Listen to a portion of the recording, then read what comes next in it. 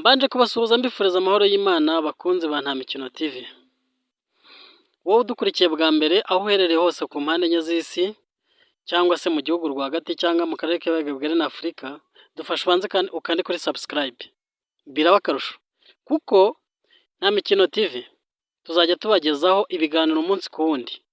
Kubo dusanganywe musanzwe mumenyereye ko tubanyurizaho twatangiranye dukora filime Nta Mikino, twinjira muri mudugudu comedy. Uyu munsi byabaye ngombwa ko duhindura umuvuno kugira ngo turusheho gushimisha abakunzi bacu cyangwa se n'abarushaho kumenya Nta Mikino TV. Noneho rero tuzajya tubagezaho umunsi ku wundi ikiganiro twise ni muntu ki. Reka nsubiremo iri jambo. Iki kiganiro tuzajya tugikora buri munsi kuri buri muntu tubona ko ari umuntu ukwiye kumenywa amakuru ye dukurikije uko abamuzi cyangwa se abamukurikira bamuzi.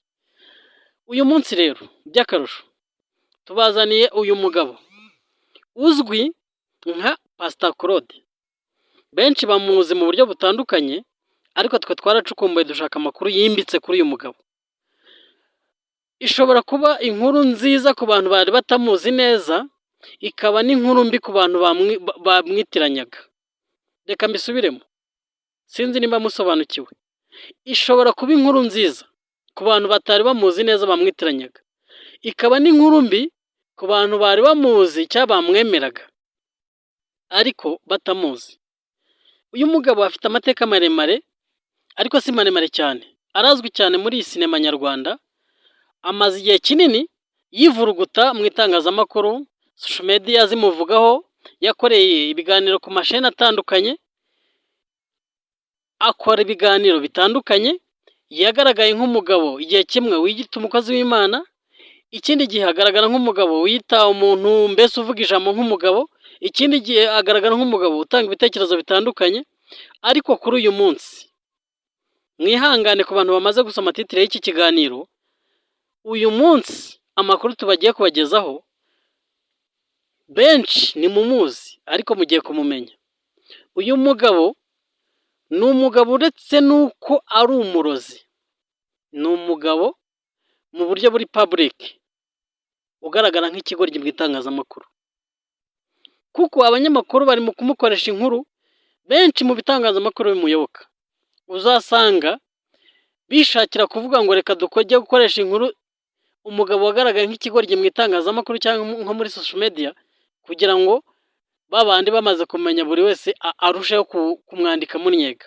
Muzasoma ahantu hose Claude uyu wita Pastor, nubwo ibyo ngiye kumuvuga bitandukanye n'iryo zina afite.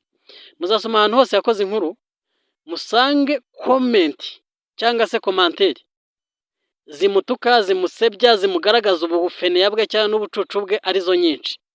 Ariko uyu mugabo by'umwihariko afite amateka y'umwihariko. Uyu mugabo uyu munsi ari guhitinga mu nkuru y'uyu muhanzikazi Vava cyangwa se Dore Imbogo, wamamaye kuva mu kwezi kwa gatandatu kwa karindwi ubwo iyo ndirimbo yakorwaga.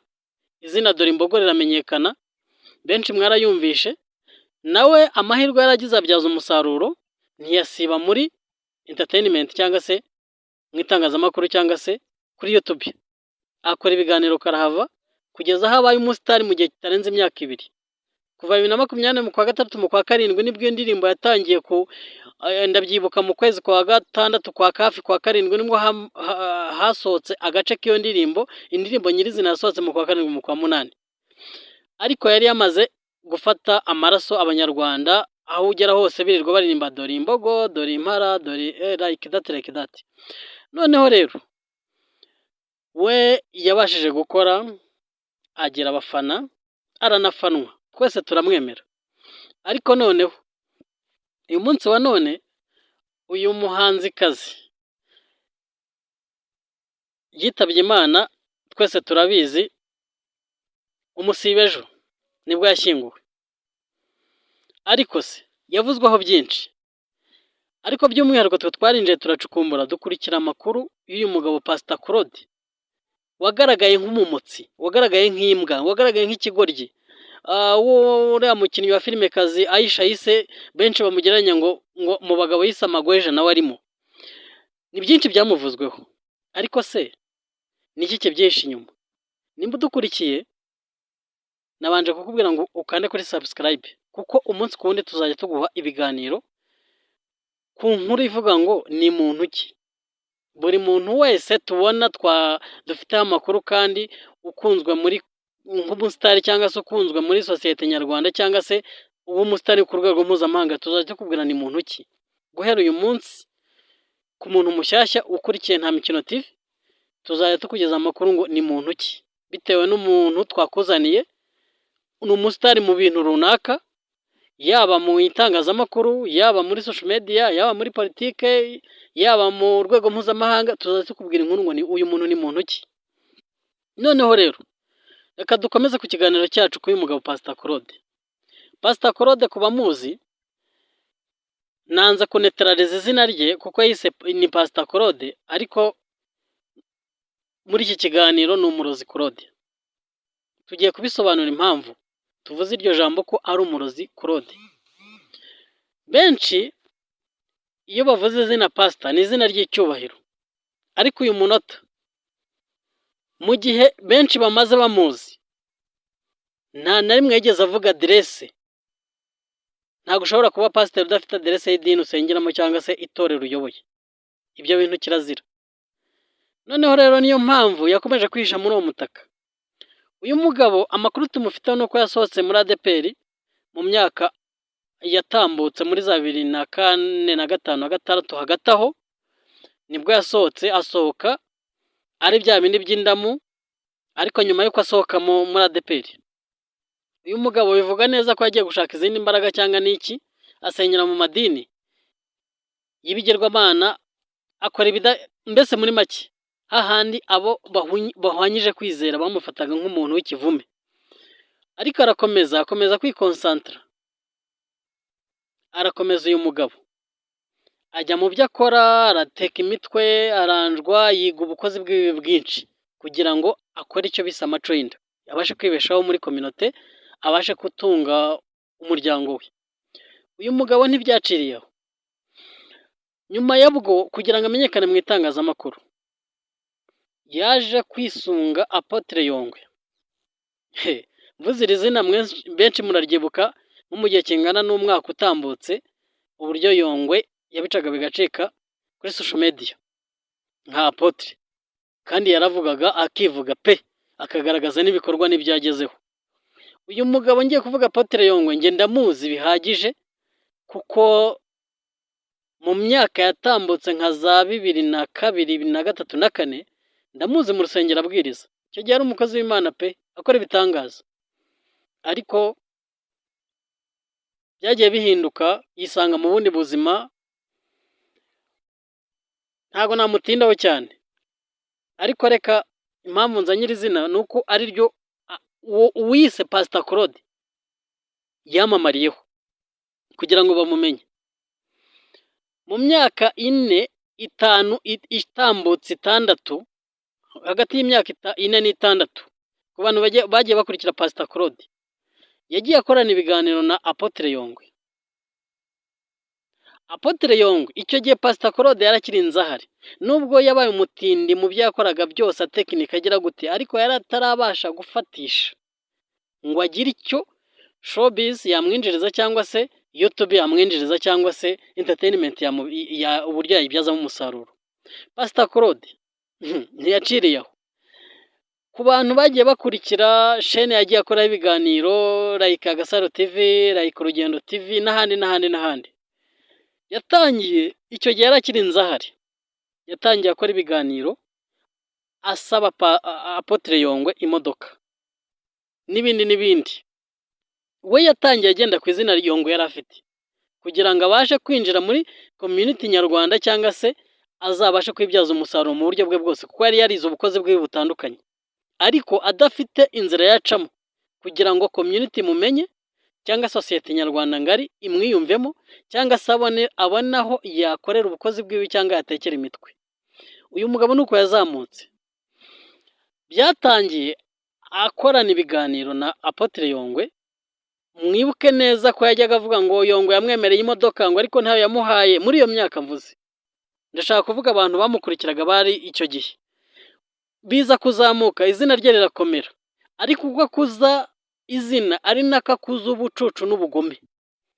Kugeza uyu munsi Pastor Claude byaje gukomera kugeza aho none havuga ati maze kumenya ubu umusitari mu itangazamakuru.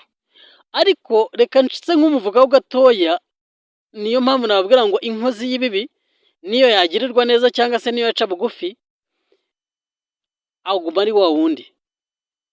Pastor Claude mu myaka 3 yatambutse, nabanje kubabwira ko ku bantu bamukurikiye mu myaka 5-6 itambutse, aribwo yari kwinjira muri mu itangazamakuru yitwaje Apostle Yongwe.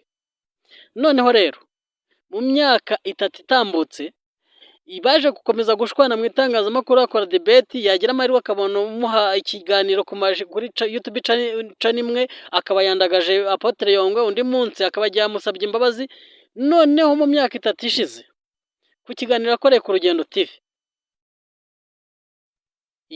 yaricaye arapfukama, Apostle Yongwe amurambikaho ibiganza, aramwihanisha, amusaba imbabazi ko atamwubashye, ko yamwandagaje. Munyumve neza bankurikiye, yarapfukamye. Uwo yubahaga Apotre Yongwe imbere ya kamera aramusengera, amuha imbabazi. Ntibyaciriye aho. Ubwo Yongwe yatabwaga muri yombi, ni inkuru imaze imyaka amezi 9 hafi 10. Yongwe agitabwa muri yombi, Pastor Claude wasabye imbabazi imbere ya Yongwe, akamusaba imbabazi rwose ko yamucumuye, yagize gute, nimba yari pastor koko. Ibyo yakoze bitandukanye n'uwo yari yaravuze ngo njye nciye bugufi ngusabye imbabazi. Ku rukiko niyo wagaragaje ko rwose Apotre Yongwe yari umuntu wo gucibwa igihanga, yari umuntu w'umuhemu, yari umuntu mbese muri make aramwandagaza. Ntibyaciriye aho. Pastor Claude yakomeje kugaragara mu itangazamakuru nk'umuntu mbese muri make wumva ko yamaze kumenyekana, ariko akomeza kwigaragaza nk'umuntu udafatika w'ikigoryi cyangwa igicucu. Biza gukomeza bigeze mu gihe cyatambutse nko mu myaka 2-3, Pastor Claude yatangiye kujya agaragara nk'umuntu uri guhangana mu itangazamakuru. Ariko nicyo nababwiye cyo, hari abahanga bavuze ngo nabandije ibisirimu, kandi burya uko byagenda kose nta muntu ujya akiraho yarwaye. Pastor Claude yari umutindi ku mutima, yari umugome, yari yanize ubukozi bw'ibi, ari umuntu w'umurozi totali. Ntibyaciriye aho. Pastor Claude yaje gukomeza ibiganiro bye mu itangazamakuru, aramamara, yakora ibiganiro ku ma YouTube atandukanye, kuko umuntu wese wagaragaye nk'ikigoryi cyangwa nk'umuntu uvuga ubugoryi kandi agakurikirwa, ntago ashobora kubura abamuha inkuru. Nibwo rero yaje gutangira kwatakana n'uyu muhanzikazi Vava, uzwi ku izina rya Dorimbogo, umukobwa cyangwa se umubyeyi wari umaze kwikorera izina, atangira kwatakana na Claude. Claude aramwatakaye, akora ibyo akora, ibiganiro bitandukanye, mu bugoryi bwe, mu burimo arimo agenda avuga, cyangwa se mu bugoryi bwe no mu butindi bwe, agenda yataka uyu mukobwa cyangwa se uyu mubyeyi ufite abana, bigaragara ko yatabarutse afite abana 2. Aramwikorera, akora ibyo akora, aramwandagaza, ararindagira mu buryo butandukanye. Ariko tudatinze, icyo nababwira cyo cyangwa se icyo navuga cyo, nuko uyu mugore ntacyo, reka nkomereze kuri Vava. Uyu mugore nyuma y'uko yitaba Imana, umubyeyi w'abana 2 cyangwa se umuhanzikazi nyarwanda wari umaze kubaka izina, nuko uyu murozi yahise agaragara n'ubukoryo bwose nuko byagenze kugira ngo urupfu rwa Vava Dorimbogo arugiremo uruhare. Muti ni gute? Mu makuru twacukumbuye kandi twakurikiye, nuko uyu mugabo Pastor Claude hari diri cyangwa se misiyo, dore ko buriya ibiganiro abantu bamaze kuba amasitari ku nkoranyambaga cyangwa se kuri YouTube bagenda babona utuntu tw'utudiri. Yabonaga neza ko dore imbogo cyangwa se vava amurusha igikundiro, nibwo gupanga akora bwa bugoryi bwe cyangwa bwa bukozi bw'ibibi bwe cyangwa se bwa bugome bwe, apanga mission yo guhitana uyu muhanzikazi, uyu musitari.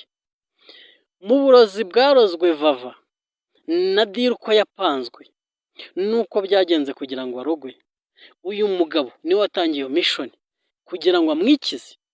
Kubera iki? Akadiri bari bafite ahantu runaka bashakaga umusitari wazakorana nabo, sinshatse kuvuga icyo kigo cyangwa se aho hantu, ariko nzashyira mbivuge cyangwa se bizashyira bimenyekane. Nibwo Pastor Claude yapanze diri ku bantu babashaga kugera kuri vava dore imbogo, bamukubita uburozi. Undi akomeza guhuzagurika, iyo ajya kumenya kujya mu kinyarwanda bakamurutsa uburozi akabunya cyangwa akaburuka, ariko yarirangaye ajya kwa muganga. Noneho kuri Pastor Claude w'icyo yakoze, yaravuze ati okay, ubwo numvisha ko nje mu bitaro kwa Kesaso barakujomba urushinge egare gushiramo umwuka, ubwo ndasigara nidoga. Rero ku bantu bamukurikiye aya makuru ninjye yatangaje, kuko ni umunsi ku wundi ngenda ndamukurikira kandi nagiye nimenya byinshi kuri we. Ku bantu bamukurikiye, uyu mugabo Pastor